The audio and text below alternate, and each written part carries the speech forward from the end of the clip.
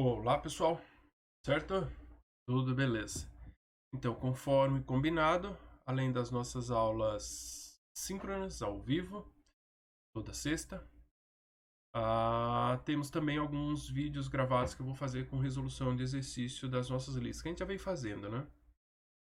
E aí eu vou escolhendo algumas questões. Essa da lista 3, que é a nossa última lista, foi entregue na semana passada.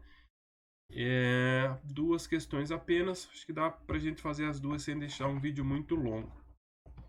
Eu já vi que alguns ficaram com dúvidas, são duas questões simples, porém tem nesses conceitos novos, principalmente da sobrecarga, que eu vi que deixou alguma dúvida.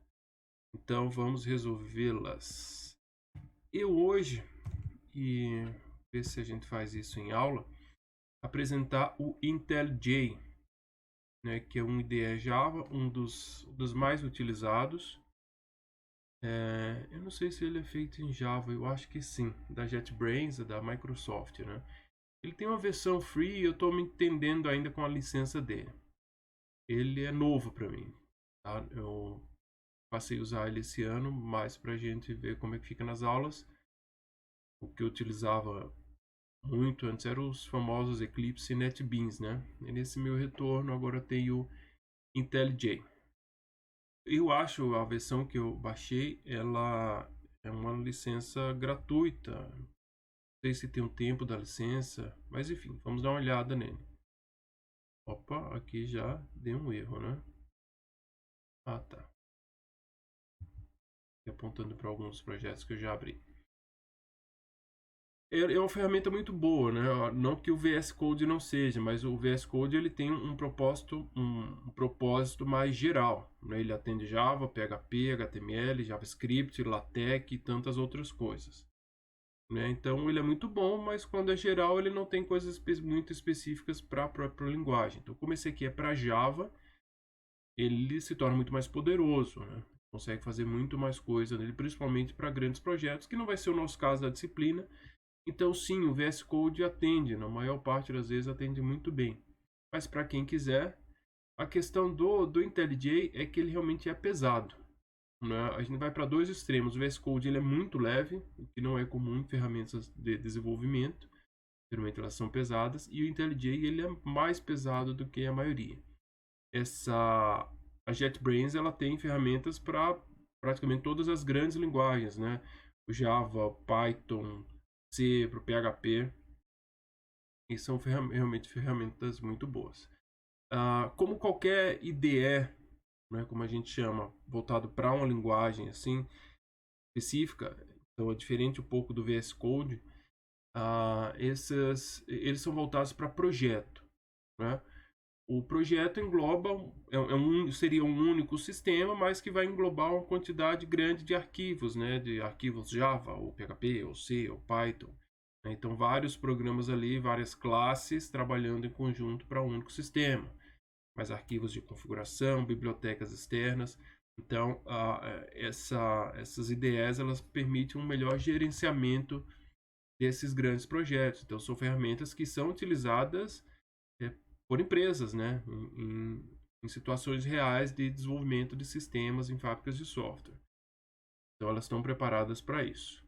Ela permite aqui nessa tela inicial abrir projetos que eu já tenho ou criar um novo projeto. Ó, já está dando engasgada aqui. Então eu vou... Que legal, né? Vê que tá lento. É que eu estou com o OBS gravando a aula, então isso torna mais pesado ainda, tá? Eu vou começar com ela, se a coisa enfeiar, a gente volta pro VS Code. Aqui ele me permite escolher uma das versões que eu tenho instalado do Java. Eu tenho 3 aqui, porque aí tem software que precisa de um, software que precisa do outro, né? Java e com seus probleminhas. Mas vou manter a 8, que ainda é a mais utilizada. Então aqui a gente pode deixar na configuração padrão. Veja que tem bastante coisa a ser vista aqui.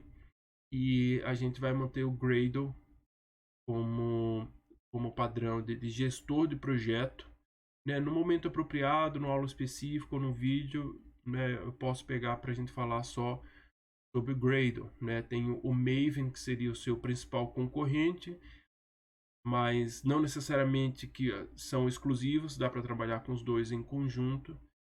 Mas, enfim, isso aqui é quando a gente está pensando em termos de projeto de grandes aplicações. Então, talvez mais para o final da disciplina a gente utilize ele, né? E aí de outras linguagens ou ferramentas que derivam do Java, o próprio Kotlin, que vocês já devem ter ouvido falar, Groovy. Enfim, a ferramenta ela atende bastante coisa. Mas para nós, por enquanto, principalmente vai ser um projeto de uma classe, ou podemos fazer as duas, né, no mesmo projeto, vou chamar de lista 3, por exemplo. Pode deixar na configuração padrão, beleza? Aqui ele aponta pro diretório onde você quer salvar. Deixa eu... Google Drive, ensino, linguagem de programação 1. Isso aqui foi da aula 7.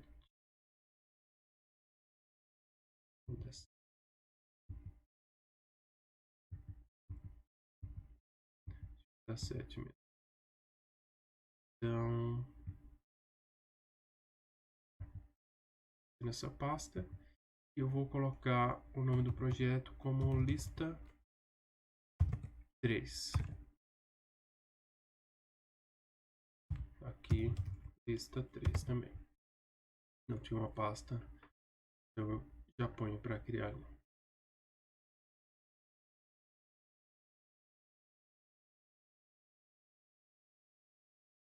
Eu não fiz nada ali, tá? Ele só estava engasgado realmente. Ele já era para ter saído direto. Eu realmente não sei se a gente vai conseguir tocar toda a aula aqui. Algumas dicas que eles dão, como quase toda ferramenta. É que ele é pesado, né? Mas o OBS que eu gravo também é muito pesado. Então os dois estão concorrendo aqui pela minha máquina, que não tá fácil.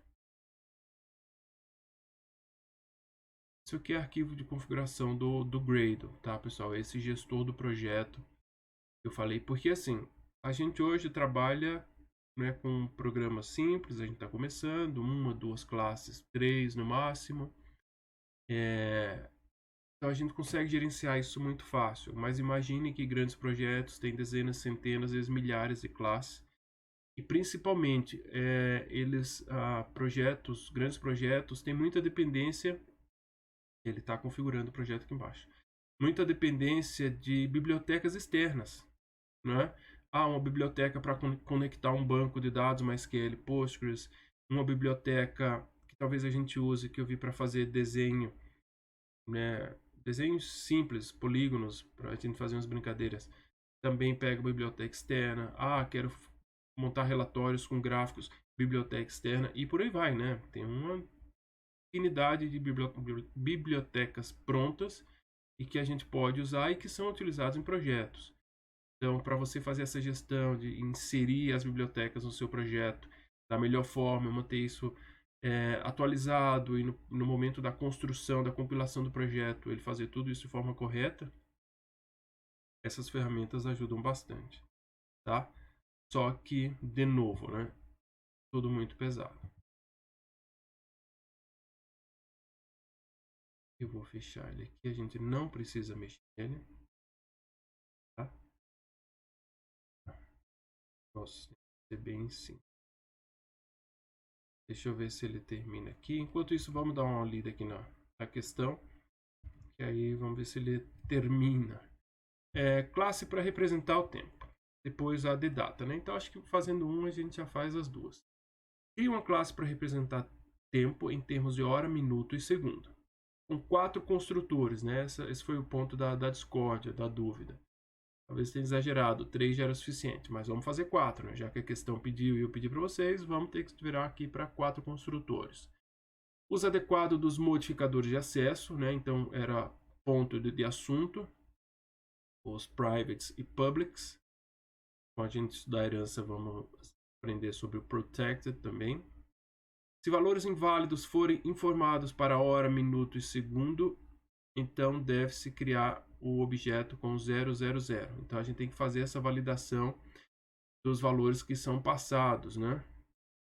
Não só número negativo, mas também para uma hora 26, 1 minuto 73, né? Mesma coisa para o segundo. Um método chamado toString, que deverá retornar o tempo em string. Isso aqui já dá uma ideia implícita de que hora, minuto, segundo devem ser tipos inteiros, né? Tipos numéricos. Método para alterar hora, minuto e segundo. Deve retornar true se o valor for alterado com sucesso, falso caso contrário. Aqui não deixa muito claro se é um método para cada, para alterar só a hora, só o minuto, só o segundo. Vamos pensar nisso durante o desenvolvimento. Método que retorne um long com tempo em segundos. Aqui simples, né? Multiplicaçãozinha básica. E método que receba o objeto tempo como parâmetro e retorne um long com a diferença entre esse e o tempo do objeto em questão. Tá ok. Né? É uma questão básica, né? Trata de uma coisa simples, mas tem bastante coisinha para fazer. E aí eu acho que realmente a de data é muito parecida. A gente faz só essa de tempo para não se alongar muito. Qualquer dúvida depois vocês me pedem sobre a de data também. Ele finalizou, ele finalizou. Ótimo. Então vamos ver o seguinte. Tá? Ele tem os arquivos de configuração aqui, tudo, você vê que tudo relacionado ao Gradle, né? Como eu falei, vamos arranjar um momento propício para isso. Em tempos normais a gente poderia até pensar em seminários, né? Uma equipe falar sobre Gradle, outro falar sobre Maven, para a gente interagir um pouco mais, mas complicado. As bibliotecas externas, né? O que ele traz sempre já por padrão são bibliotecas de teste, que é algo que todo projeto tem, né? A própria biblioteca do Java, aqui são os pacotes básicos do Java, né? Qualquer aplicação Java tem. E essas que tem JUnit são tudo voltadas para teste. Vamos ver também se até o final da disciplina a gente consegue ver isso. E aí as classes de teste ficam aqui, que a gente não vai mexer, e as nossas classes vão ficar aqui, nesta pasta main. Se eu clicar com o direito aqui,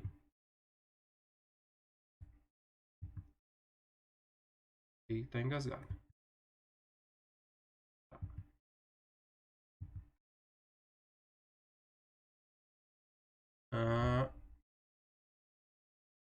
Aqui me dá várias opções de novo módulo, novo arquivo, novo HTML, vários arquivos. Ele deixa meio geral. Vamos ver se a gente clicar aqui no main, ele vai mostrar a mesma coisa. Se eu clicar aqui no Java, aí ele já volta para uma classe Java. Se a gente for lá na pasta onde eu criei esse projeto, vocês vão ver que exatamente essa estrutura foi criada lá também. Aula 7, src, aqui lista 3. Tá? Então os arquivos Gradle aqui, src de código fonte, main test, então aqui o código principal, Java. Aqui em recursos ele vai gravando arquivos extras que a gente precisa para o sistema, mas o Java vai começar aqui. Se a gente criar uma classe qualquer aqui, classe qualquer, tá aí criada a classe, ela tá aqui no raiz. Eu vou aproveitar já essa aula, esse vídeo, né? Posso reforçar isso em sala também. Eu vou apagar, porque assim, eu tenho meu exercício 3, mas eu tenho duas questões. Eu não quero misturar esses arquivos. E o que, que a gente faz no Java para organizar classes dentro do mesmo sistema, né? Vocês têm os seus arquivos dentro do seu usuário, o Linux, Windows que seja, mas vocês fazem uma classificação mínima de organização, né? Assim espero. Vocês têm pasta de música, pasta de filme, pasta de foto, pasta de trabalho, pasta de estudo, pasta de documentos gerais e outras aí tantas. Então existe uma classificação para a questão de organização. Em sistemas também não é diferente. Essas pastas em Java a gente chama de pacote ou package em inglês. Então o Java todo, e a gente já fez uso disso. Quando a gente por exemplo, o scanner, né? Quando a gente utilizou a classe scanner para fazer leitura, ela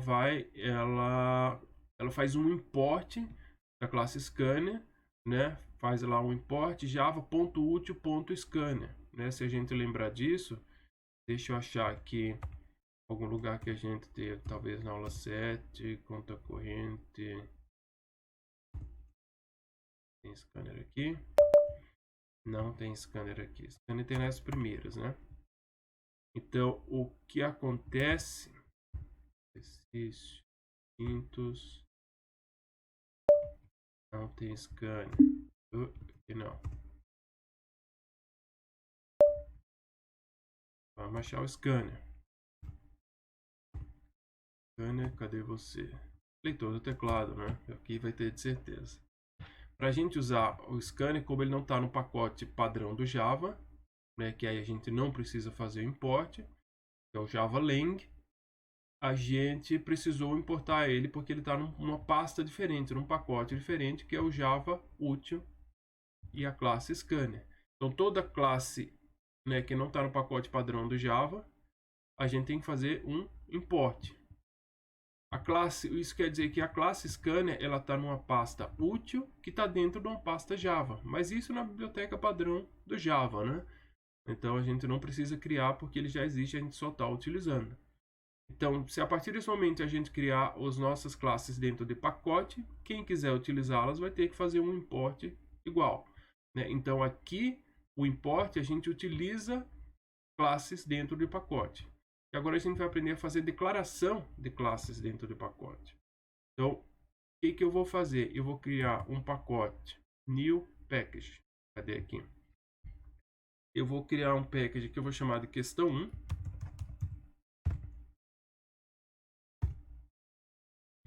E vou criar um package, vou chamar de questão 2. Não é necessariamente esse tipo de classificação que se faz na prática. Por exemplo, se a gente pega a biblioteca do Java e deixa eu ver se a gente consegue dar uma olhada aqui.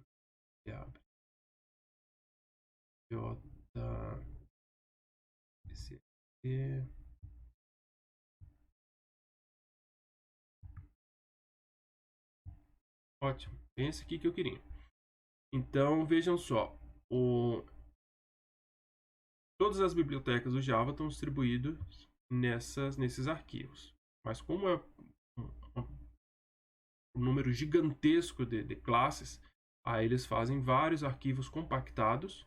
É um zip, só que ele chama de jar, né? Que é de Java, Java Archive. Então tá tudo compactado aqui nesses arquivos. O principal, o pacote básico do Java está nesse aqui, esse rt.jar. E aí aqui tem vários pacotes. Então tem pastas principais aqui com Java, JavaX, JDK, org, sun. E aí vão tendo as subpastas. Como eu falei, é uma estrutura de arquivo como outra qualquer, mas é para organizar classes. O Java Lang estão as classes principais, né, que a gente mais utiliza. Por exemplo, uma classe que está aqui dentro é a System Out Println, estão lembrados? System in para ler do teclado. Então fica aqui. Tudo que está na Java Lang, por ser muito utilizado, o Java nem pede que a gente faça o import. Mas quando a gente é uma classe extra, aí ele pede que a gente faça o import. E a gente, por exemplo, faz aqui, ó, Java útil é para estar aqui dentro o scanner. Está aqui o scanner. Então, é uma classe que vem pronta no Java, mas está em outra pasta, né, em outro diretório, em outra estrutura de arquivo, ou seja, em outro pacote. Então, a gente precisa fazer o import. E aí, veja que a classificação do Java, não só do pacote Java, né, mas de sistemas em Java ou em outras linguagens também, é uma organização, um critério mais de classificação por tipo de classe. Então aqui o que ele entende de classes úteis, ele jogou no pacote útil. Classes que trabalham com processamento de texto, ele jogou nessa pasta que ele chamou de text. Classes que lidam com questão de banco de dados, acesso e manipulação, jogou na pasta SQL. Classes envolvendo segurança, jogou na security. Classes envolvendo com chamada remota de métodos, que é o RMI, Remote Method Invocation, joga na pasta RMI. Classes de rede na classe net. Classes de matemática na classe math. Classes de entrada e saída, mais leitura de arquivo no Java IO. Classes de interface gráfica no AWT e provavelmente aqui no Javax Swing também. Javax Swing. Então, por aí vai. A classificação realmente é por tipo, né? Para você agrupar e facilitar. Porque imagine, né, de novo, você tem muita música. Você tem lá 5.000 músicas. O que você vai fazer? Vai jogar numa pasta só? Não, você começa a dividir por estilo musical, por banda, por data. Você vai fazendo subclassificações para quê? No final das contas, é para facilitar a localização e organização, puramente organização dos arquivos. Então, a estrutura de pacotes não é diferente, a não ser organização. Então, a gente, né, só tem duas classes. A classe tempo que a gente vai fazer, depois data. Se a gente fosse pensar nessa questão de tipo, de classificação por tipo, elas estariam no mesmo pacote, né, que a gente poderia chamar de time, ou sei lá o que. Então daria para deixar no mesmo pacote. Mas como a gente quer brincar com os pacotes, a gente vai colocar em pacotes separados. O tempo na questão 1 e data na outra questão. Então eu venho aqui e crio a classe que eu vou chamar de tempo, né? E já vou criar aqui, apesar que eu acho que não vai dar tempo de a gente fazer. E são duas classes bem parecidas. Vou criar a classe data. Se a gente vier aqui, aulas 7, nananã, lista 3, src, main, java, ó, os pacotes, ou seja, os diretórios questão 1 e questão 2, questão 1 tal tempo, questão 2 tal data. E aí vejam que o que acontece, como a gente criou o arquivo, a classe já dentro do pacote, olha o que ele fez pra gente, ele já nomeou. Classe data, o class data está no package questão 2 e o class tempo, a classe tempo está no package questão 1. Então, se em algum momento em um outro programa, eu preciso da classe tempo, vai ser útil para mim, está pronta. Qual é o pacote? Eu pego, importo o pacote, faço um import questão, né, em outra classe eu faria algo do tipo import questão 1, questão 1.tempo. Então eu tenho uma classe tempo prontinha para utilizar isso no outra classe que o tempo me fosse útil. Beleza? Então, organização. A gente vai falar mais sobre isso, inclusive sobre nomenclaturas que se usam para dar em nome de pacote para não haver conflito. Mas por enquanto isso aqui já é suficiente. Voltamos à questão. Então temos que definir o tempo em hora, minuto e segundo. Aqui ele falou em long, né? Parâmetro retorne long com a diferença entre esse tempo do objeto em questão. Então vamos definir já logo tudo como long. Long hora. Long minuto. E long segundo. Vou fazer abreviado. Vamos seguindo aqui. Crie 4 métodos, uso adequado dos 4 métodos construtores, né? Adequado dos modificadores de acesso. A gente já aprendeu, e isso já não se discute mais, atributo privado.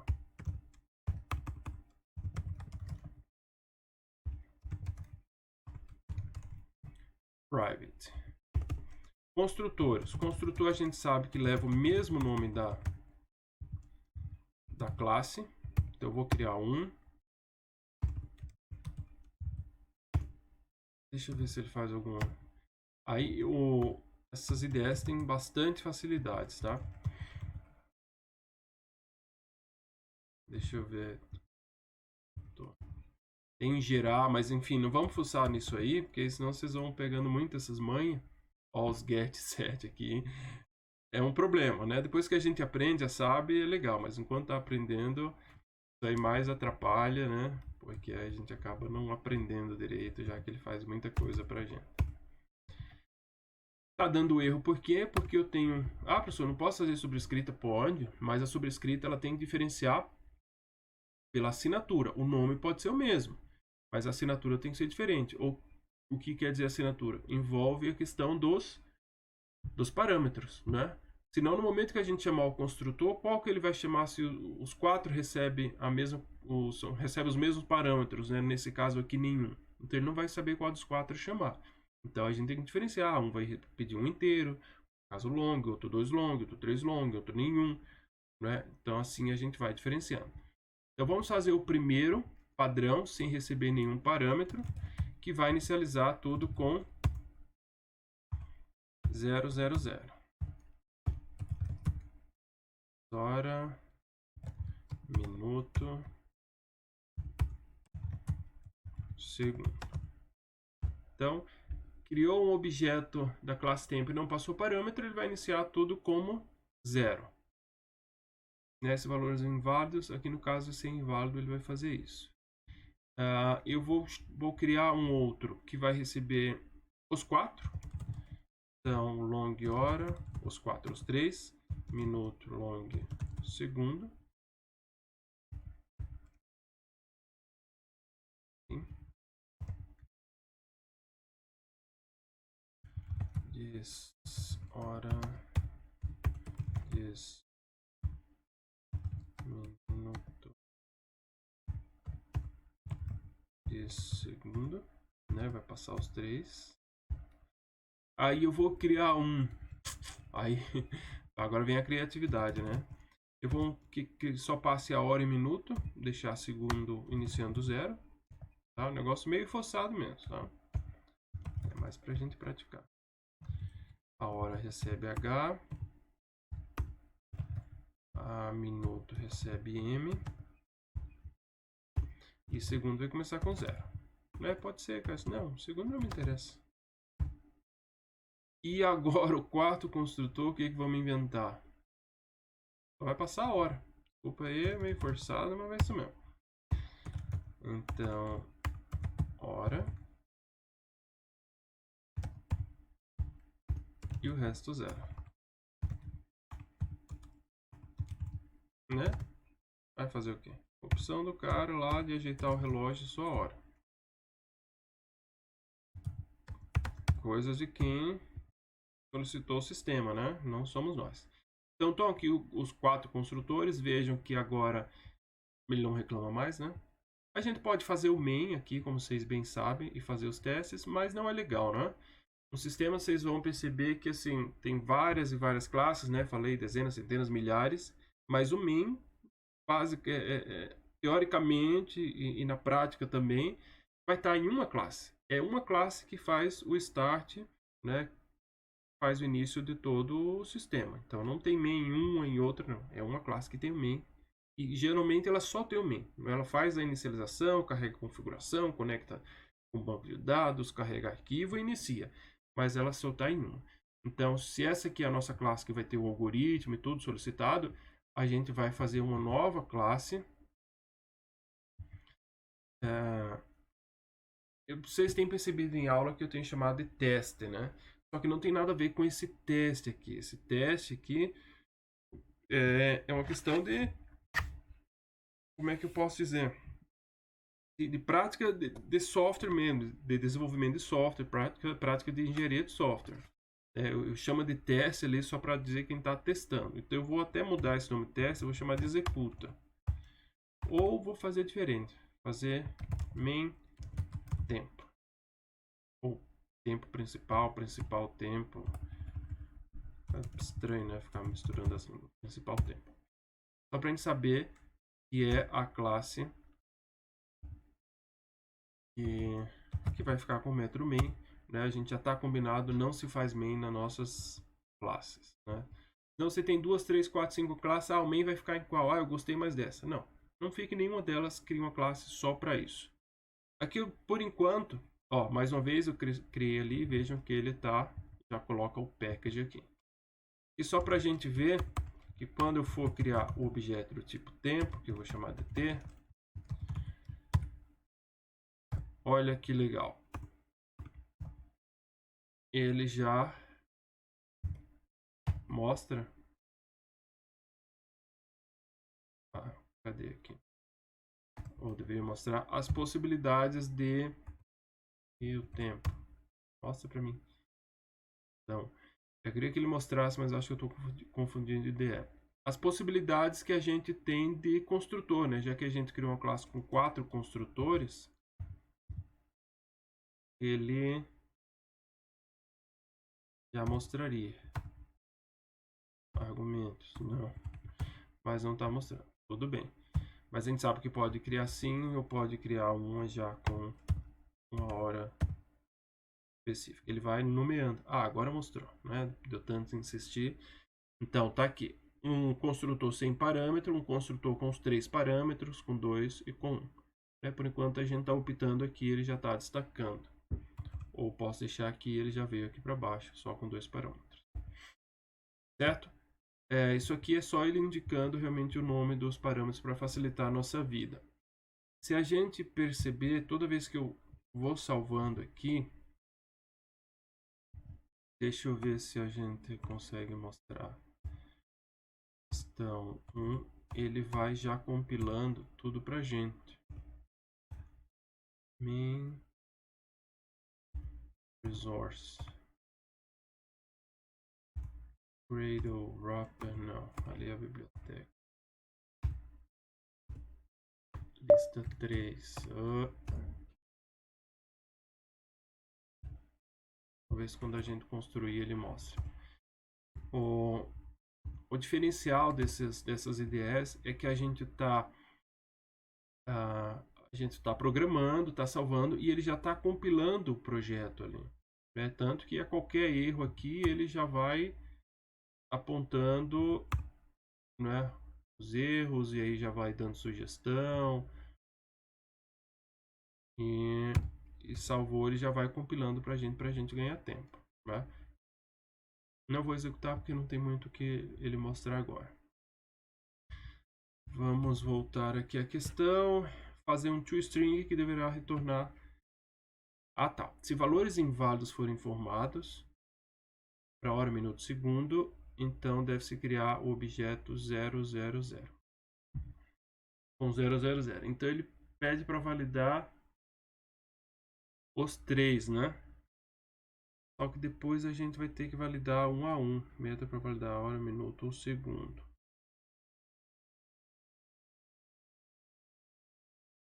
Porque vejam só, a gente pode... E aí, como a gente vai precisar disso várias vezes, a gente pode criar um método à parte. Ele vai retornar um boolean, valida hora. Vamos fazer separado. Porque às vezes a gente vai precisar só validar um deles. Então vai receber aqui um long h if h maior que 0, igual a 0 e h menor ou igual a 23, vamos trabalhar com esse formato de hora, né? Eu retorno true, se não, eu retorno false. Por que eu estou fazendo esse método separado? Eu poderia fazer a verificação aqui, né? Mas eu teria que fazer a verificação aqui, aqui e aqui. Então a gente é mais esperto que isso. A gente faz um método e utiliza ele várias vezes. Vou copiar e colar. Né? Não façam isso em casa. A maior fonte de erros da programação é isso. Valida minuto. Minuto entre 0 e 59.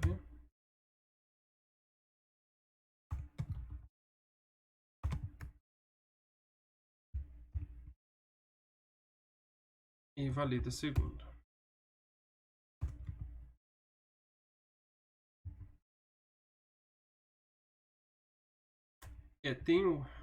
O nome ficou até interessante, né? Valida. Mas tem um dos padrões que eu sigo, e agora eu não segui, eu vou corrigir, é que os métodos eles devem ter verbos no infinitivo. Validar hora, mas isso vai muito de instituição, de empresa para empresa, né? Se a empresa disser não é no infinitivo, então segue a regra da empresa, né? Ali parece que valida ficou melhor, mas eu vou seguir o meu padrão e deixar no validar. Valida segundo. S também, mesma coisa, né? De 0 a 59. O maior, menor. Então é isso aí. O que a gente vai fazer aqui? Fazer essas validações. If validar hora verdadeiro. E os três têm que ser verdadeiros, né?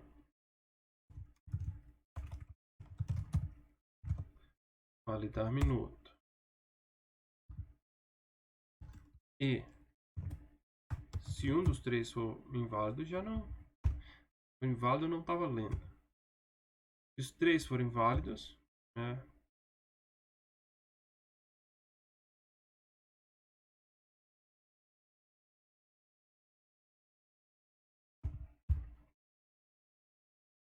Que estava dando erro, mas é só porque não tinha fechado. Então, se os três forem válidos, ótimo. Se não, os três iniciam com 0. Aqui no else a gente tem algumas opções, porque né, se os valores forem válidos, a gente tem que iniciar com 0, como tem aqui no construtor. O ideal seria utilizar ele, né, ou criar um método que esse construtor também utilizaria.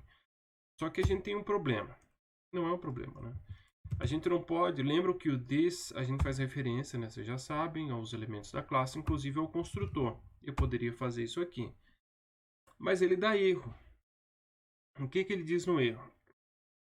All to this must be first statement constructor body. Ele está dizendo que essa chamada ela deve ocorrer no começo, porque ele entende que se não for assim, pode ser que nenhum construtor seja chamado. Tá? Isso é uma questão do Java. Então, que opções a gente teria? Né? Ou faria esse outro método, né, para iniciar 0, ou repetiria aqui o código. Mas tem uma opção que é um pouco mais esperta, que é o seguinte. A gente chama o this. A gente deixa iniciar com 0. Se o valor for válido, se os valores de hora, tempo, minuto e segundo forem válidos, ele vai substituir, vai colocar os valores definitivos aqui. Não tem problema. E se não forem, já vai ter inicializado com 0, o if simplesmente vai ser ignorado. Ok? Então dá para fazer assim, sem problema. E a gente vai copiar e colar nos demais também para fazer essa validação. Eu vou substituir aqui e depois só ponho 0. Né? Ou nem preciso fazer isso aqui, porque o 0 também já está lá. Legal, né? Economizando linha, porque com 0 ele já foi inicializado aqui. E esse aqui também. Legal que a gente vai aprendendo a otimizar as coisas. O S não é passado, então não precisa ser validado. Aqui o minuto e o segundo não é passado, não precisa ser validado. Né? Então, códigos enxutos otimizados são sempre melhores. Beleza? Então temos toda a validação aqui funcionando. Tudo bem. O que temos mais? 4 construtores, modificadores de acesso. Vejam só, modificadores de acesso uso adequado. Aqui a validação já fizemos. Vejam só, esses métodos aqui de validação de tempo, de hora, minuto e segundo, né, a gente pode pensar um pouco sobre eles. Se eles são úteis externamente ou não. Ou se só são úteis internamente para validar esses valores dentro do nosso programa. A gente poderia dizer, não, eu não quero que esses métodos sejam enxergados de fora. Eles são uso só interno. Então, o que a gente faria? Private neles. Ninguém precisa acessar esses métodos de validação. Apesar que eles parecem úteis, né? Eu quero ver se meu minuto, segundo e horas são válidos. Mas o construtor já está fazendo isso. Ele já vai, o programa, a nossa classe já vai ter esse cuidado. Então ninguém precisa enxergar que eles existem, né? Se eu chegar aqui agora, fazer um desse ponto, na verdade não tem nada público ainda, né? Só o construtor. Opa. Né? Vamos criar algum método público aqui, porque está tudo muito escondido. Mas eu acho que vocês concordam que não precisa que eles apareçam. Né? Eu não pensei no tamanho da fonte. Talvez tenha ficado pequeno até agora. Reference.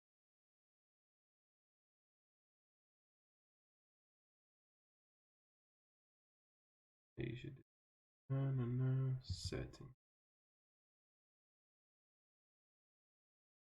NDE já dá umas engasgadas, né? Fonte 14. 14 deve estar bom, né? Vou dar um zoom aí. A próxima eu penso isso já no começo. Vamos seguir. Isso já estava ficando muito longo para uma questão só. Mas aqui aí vem vindo outros assuntos, né? O método toString deverá retornar o tempo como string. Né? Então, na verdade, é um método para retornar a hora, o tempo ali de forma completa.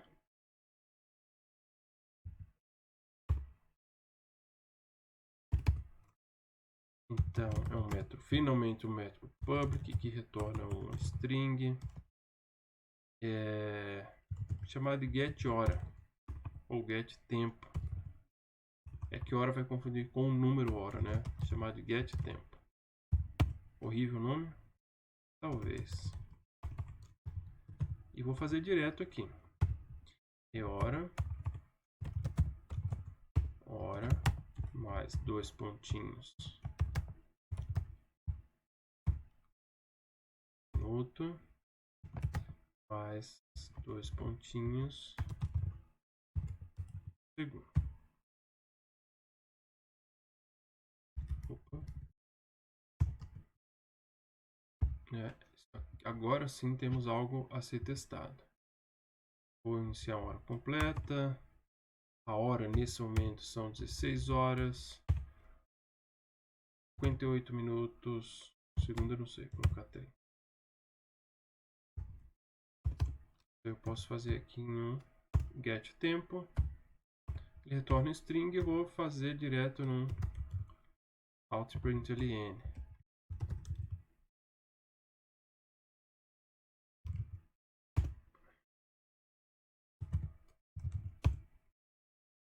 Aí como é que a gente executa?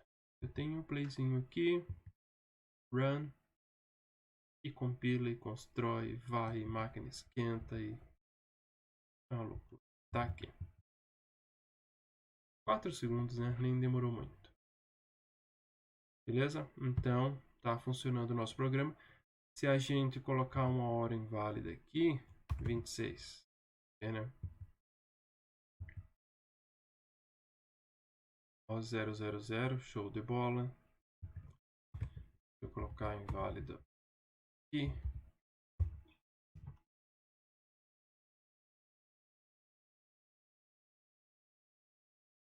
Bem.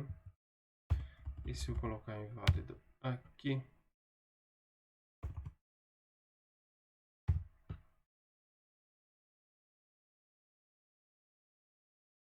Muito bem.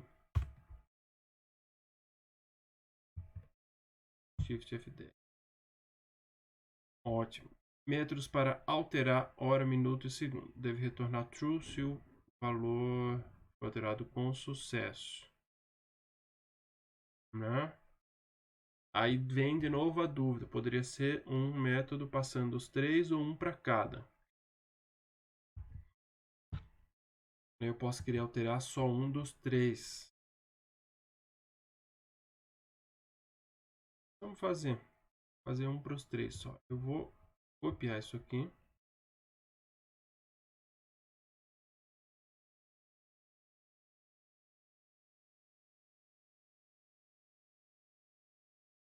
Porque ele vai ser muito parecido. Só que ele retorna um boolean. Alterar Mas pode querer alterar só um, né? É que aí vai chamar um para cada. Na verdade, a gente pode fazer também sobrescrito, né? Vamos fazer assim, alterar tempo. Ele pode receber só a hora, fazer igual o construtor. Só hora, só um minuto. Mas aí... Não vai dar. Porque aí, se ele for só a hora, é um long. Se for só um minuto, é um long. Não vai funcionar. Então, vamos deixar assim mesmo. Alterar tempo, hora, minuto, segundo. Não tem essa de chamar construtor.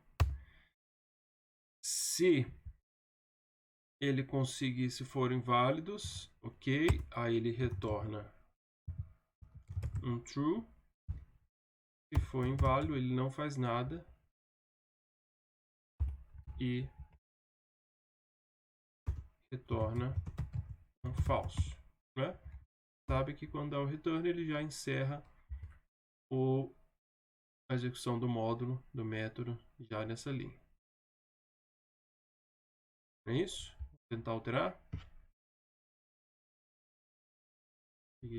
Como ele retorna o boolean, eu também vou fazer dentro do out.println t.alterar. Se alterar para 10 horas, 10 minutos e 10 segundos, ele deve me retornar um true.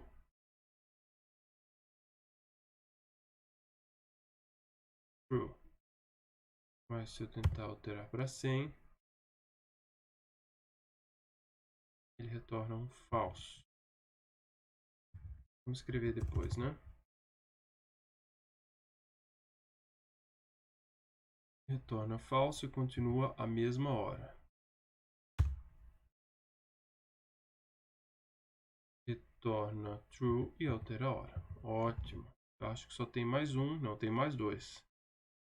Retorna um long com tempo em segundos. Isso aqui é facinho, né? Eu vou chamar de long get tempo em segundos. Não é mais direto que isso. É todo o tempo, né? Todo tempo em segundos. Então, isso seria o quê? Vou criar um long t aqui. E a hora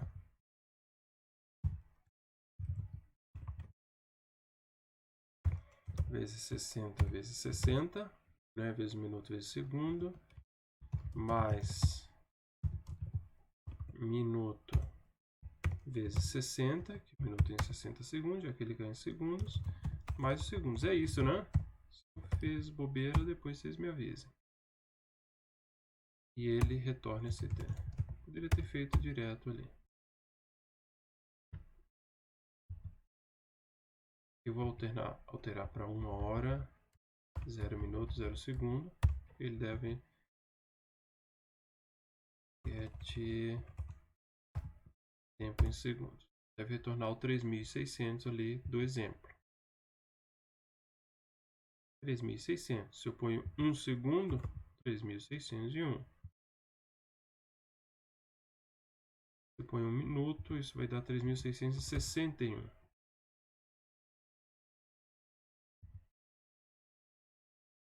Ótimo, acho que está certo. Se está errado, vocês me falam depois. E por fim, agora sim, método que receba o objeto tempo como parâmetro, retorno long, com a diferença entre este e o tempo do objeto em questão.